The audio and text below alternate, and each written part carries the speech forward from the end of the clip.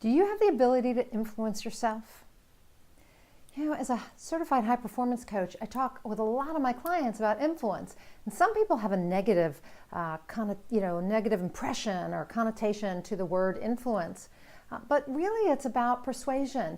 It's about impacting people in a positive, meaningful way. I'm not talking about influence in a negative way, like somebody wants to influence you to do drugs or the used car salesman, right?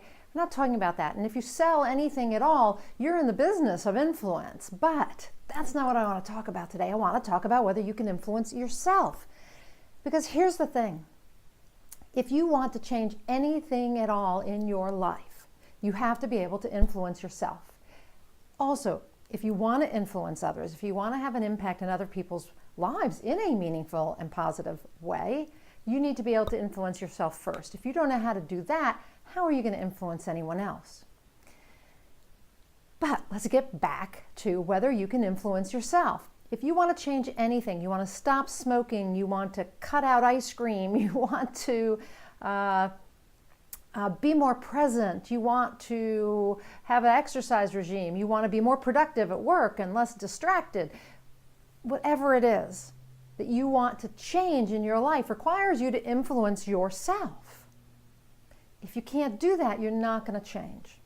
You're not going to find that commitment within yourself to change whatever it is you want to change. So, how do we influence ourselves? How do we do that? Number one, you can, of course, give yourself rewards. Treat yourself like a kid, right? Like a little kid, because inside you actually have a little child anyway. So maybe it's about rewards for you. I'm not big on punishment, but reward. So every time you actually do what you say you want to do. So let's stick with the cigarettes. Every time you don't smoke for a day, or you cut back, maybe you start out and you're cutting down from 10 cigarettes a day to 5. When you do that, you get a reward. Maybe you get to go out to the movies with a friend, or you get to take an hour to read, or you get to go take a walk, or whatever it is that's a reward for you. So think about it. What would be appropriate rewards and things that you want badly enough to encourage yourself to stop doing one thing in order to get that reward? So that's one way to influence ourselves.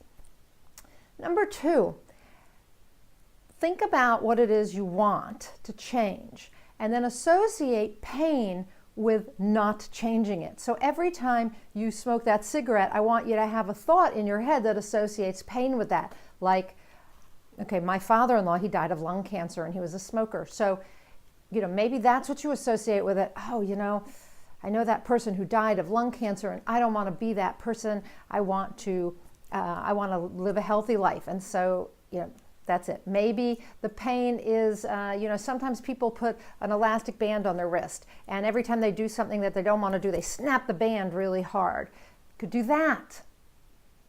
You could tell yourself that if you smoke more than 5 cigarettes a day, in the first week that you're trying to cut back, that you can't have ice cream after dinner. I like ice cream. Ice cream always comes up for me. So think about it. How can you associate pain with this habit? Okay. Now, instead of the pain, let's flip to pleasure. How can you associate pleasure with what you want to do? So think about, you're down to smoking 2 cigarettes a day, and you can breathe better, you can run, and that's the pleasure you associate with this. You really want to get in shape. You got a girlfriend, and she likes to work out, and you're always coughing and heaving and wheezing, and you can't keep up with her. So you don't want to do that. So you're trying to cut out these cigarettes, and you're going to influence yourself by the pleasure you're going to feel when you can run and breathe freely, without any issue, and when you can spend the time hiking up some big old mountain or running up some big old mountain with your girlfriend or your boyfriend, right? So that's associating pleasure with this new habit that you want to have, this change you want to create. Now, there's a third thing that you can do, and that is to find meaning in your change. Matter of fact, I don't think any of us commit to a change, to any kind of personal growth, unless it means something to us. We have to have a big why behind it. So cutting down on the cigarettes, you got a couple big whys. You're going to be healthier. You're going to reduce your chance of cancer. You're going to get to spend time with your significant other doing fun things outside athletically, right? And you can breathe, right? You can breathe more easily. So, another thing about that, you don't have to stand outside and smoke. Here in California, at least, there's almost nowhere you can smoke. So you don't have to be standing outside by yourself. Anyway, so why do you want to do it? What is your big why? What gives you meaning in this change? So find that meaning in the change. How does it affect your life? How will it affect others? So your girlfriend's going to be way more happier, or your boyfriend's going to be way happier because you're not smoking. Maybe they don't even like the smoke. They like you, but they don't like the smoke. And so you're always outside and smoking all alone, and you come in smelling like smoke, and they tell you they don't like it. So, the meaning for you is your relationship. You want to have this relationship last, and you don't want to cause your partner displeasure. But of course, that's about them and not about you. A stronger meaning is going to come from you, the desire to be healthy, right? But think about some other things. Let's go through these 3 steps again with a different example in case you're not a smoker. So let's say what you want to do is you want to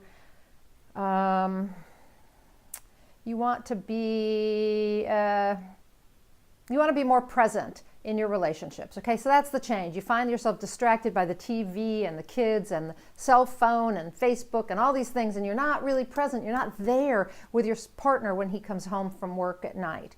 So a reward you could give yourself for putting the phone down, turning off the TV, asking the kids to go do something else for a few minutes, is actually the fact that you get to spend time with your spouse, with your significant other. That's a reward in and of itself. But you could also reward yourself after spending 15, 20 minutes with your significant other when they come home from work with 5 minutes on the, checking your email or checking Facebook, something like that. So what would be an appropriate reward for you? Or maybe the reward is that you get to go call your friend after that, or you get to watch your favorite show. But you spent the time with your significant other, you were present with them, you weren't thinking about anything else or doing anything else, and now you get a reward. Maybe it's a cup of tea, maybe it's a piece of candy, I don't know. Okay, so same scenario.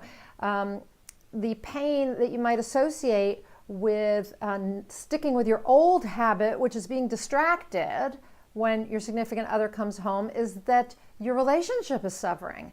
So you remember that. You think, okay, if I'm not present, then I'm stuck in the old and we're not connecting every day. He comes home and I don't talk to him about his work and I don't talk to him about my day, and therefore we're disconnected and I'm starting to see the relationship suffer. Well, that's pain. Now, you could also associate pleasure with this, and you should. Okay, the pleasure is my relationship is flourishing. Every day I spend those 20 minutes totally present with my significant other, and because of that, my relationship is flourishing. It's getting better. And so I feel better about myself. I feel better about him. I feel better about the relationship. We're starting to create, more quality time together. He feels appreciated. I feel listened to. These are all pleasurable things that you can associate with this new way of being. Now, number 3, you could find meaning in this change, this desire to be more present, right? By figuring out your big why. Your relationship is failing. You don't want it to fail. You really still love the guy and you want to stay in the relationship. You want to make it work. And so what you're going to do is you're going to start out by being present, because that is one way for you to begin saving your marriage, is to be there and present and listening to him when he comes home at night, and to not be distracted by other things. Kids are going to have to figure it out. They need to be quiet for 20 minutes. Believe me, I have kids, I know. So the why there is you want to save the marriage. You're still in love, you want to save the marriage, and so you're going to do what it takes, right? It's going to affect your husband, it's going to affect you, it's going to affect the kids. These are all the reasons behind making the change. It's the meaning that's going to help you commit to making that change. So if you really want to achieve more inspired results, I highly recommend that you work on influencing yourself. If you can't influence yourself, how will you achieve the results you really want? So get passionate about it. Find your reason, your why, and commit to these changes. Find a way to influence yourself so you achieve those inspired results. If I can help you along the way, please contact me. Again, I'm Nina Amir, the Inspiration to Creation Coach. I'm a certified high performance coach, and influence is one of the 5 pillars of certified high performance. And so I'd love to help you become more influential with yourself. I think this is one of the most crucial elements of learning how to be the person we want to be our best selves and to achieve our goals. So that's it for today. You can reach me at nina@ninaamir.com. If you would like a free certified high performance coaching strategy session, go to ninaamir.com/free session. And if you're a writer or author, please feel free to contact me about how to influence yourself to write that book already. Contact me at ninaamir.com and ask me about book coaching and author training. And until next time, go out and achieve more inspired results.